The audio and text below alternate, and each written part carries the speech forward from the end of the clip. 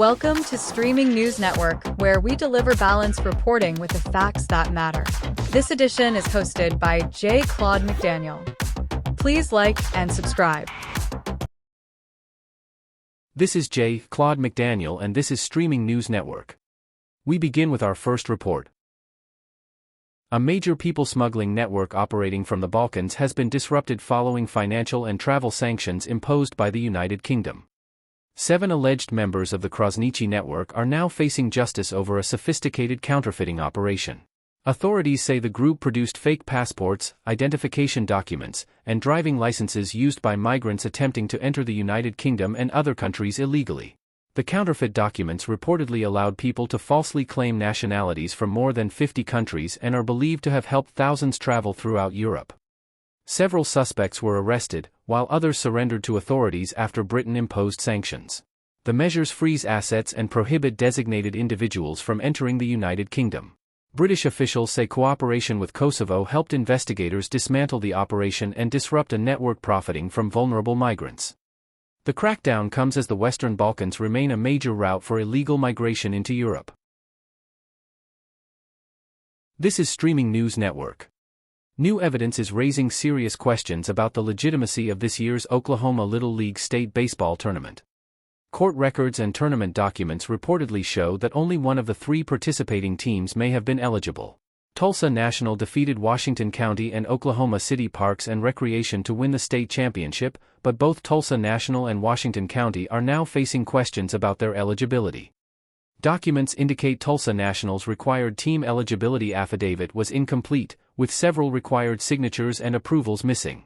Records also reportedly show Washington County had not registered players in the major division before the state tournament.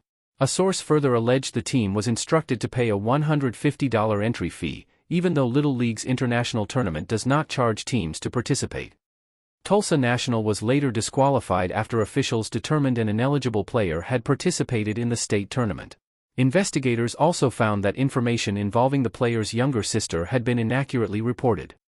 The controversy follows the earlier removal of Tulsa National's softball team from regional competition over player eligibility documentation.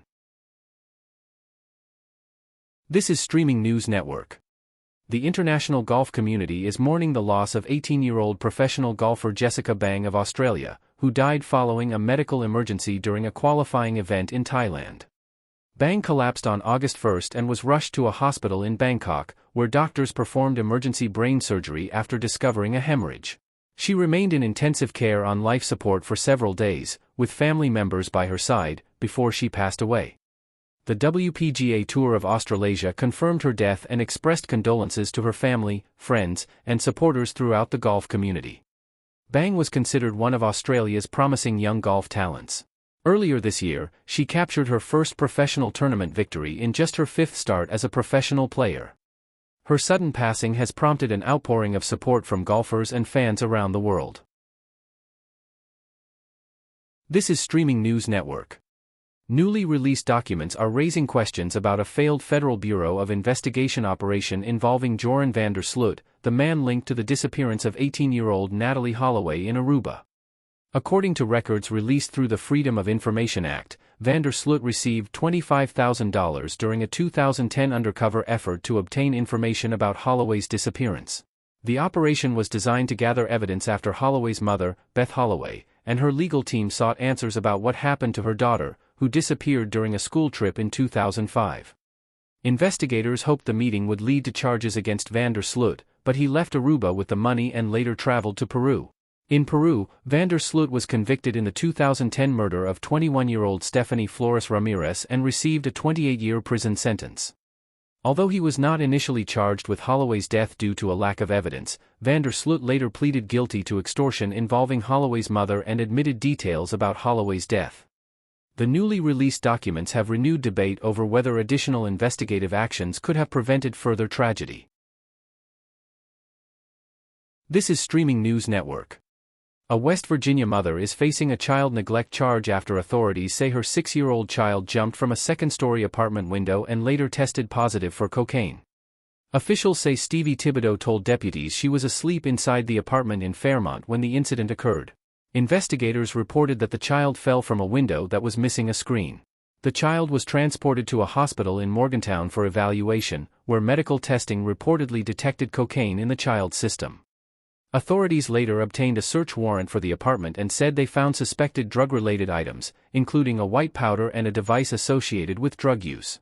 Investigators also reported that Thibodeau admitted using cocaine and said an item connected to the substance was located inside the home. Thibodeau has been charged with child neglect, creating a risk of serious injury or death. Officials have not released additional information about the child's current condition. The investigation remains ongoing as authorities review the circumstances surrounding the incident. This is Streaming News Network. Singer and actress Selena Gomez, along with her mother Mandy T. Fay, are facing a lawsuit from investors connected to the mental health and wellness company Wondermind. The lawsuit, filed in federal court in Delaware, alleges fraud and breach of contract involving the company's operations and future plans. The investors claim they provided nearly $1.2 million after being told Wondermind had the leadership, resources, and structure needed to become a successful mental health platform. The complaint alleges that Gomez was expected to play a significant role in developing and promoting the company, but investors claim those commitments were not fulfilled. The lawsuit also alleges that planned partnerships and a company application never came to fruition. Investors say they later learned about problems within the company after reports described Wondermind's decline. The plaintiffs are seeking to recover their investment and additional damages. Gomez, T. Fay, and Wondermind representatives have not publicly responded to the allegations. The claims remain part of an ongoing legal dispute and have not been proven in court. This is Streaming News Network. The United States Treasury Department has identified nearly $5 billion in financial transactions that officials say are linked to suspected human smuggling activity between 2023 and 2025. The Treasury's Financial Crimes Enforcement Network, known as FinCEN, reviewed thousands of financial reports and identified billions of dollars in suspicious activity, including large cash transactions, international transfers, and payments connected to common migration routes. Officials say some transactions involved questionable payments for charter flights believed to have transported migrants through multiple countries before attempting entry into the United States. Analysts reviewed more than 67,000 financial reports, with suspicious activity reaching its highest level in 2024. Reports declined significantly in 2025 as financial institutions increased scrutiny of potential smuggling and trafficking operations.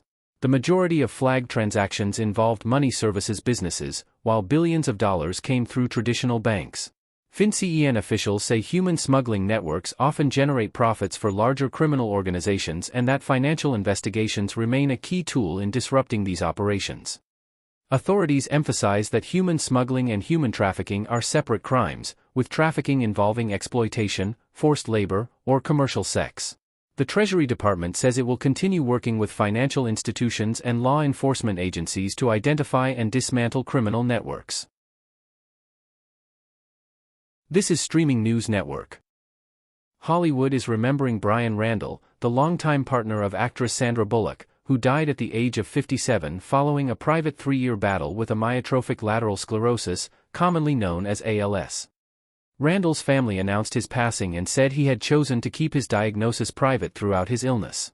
They explained that family members and caregivers worked to honor his wishes while supporting him during his final years.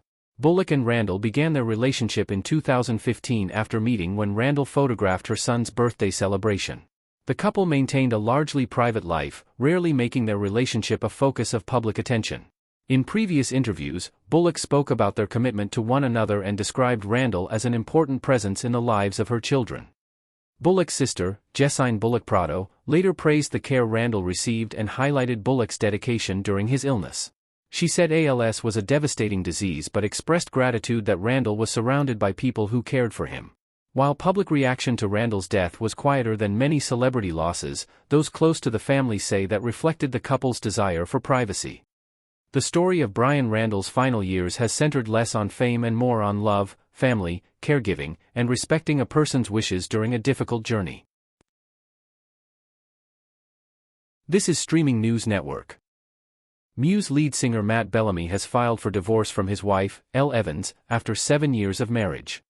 Court documents show Bellamy filed in Los Angeles, citing irreconcilable differences, and is requesting sole legal and physical custody of the couple's 2 children, 6-year-old daughter Lovella and 2-year-old son George.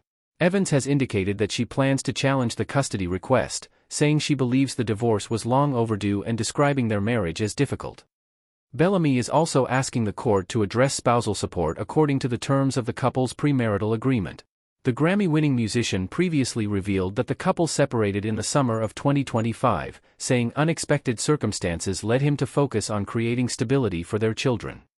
Bellamy and Evans became engaged in 2017 and married in Malibu in 2019. This is Bellamy's second major family-related legal chapter. He was previously engaged to actress Kate Hudson, and the two share a 15-year-old son. The divorce proceedings are now moving forward as both sides address custody and other family matters in court.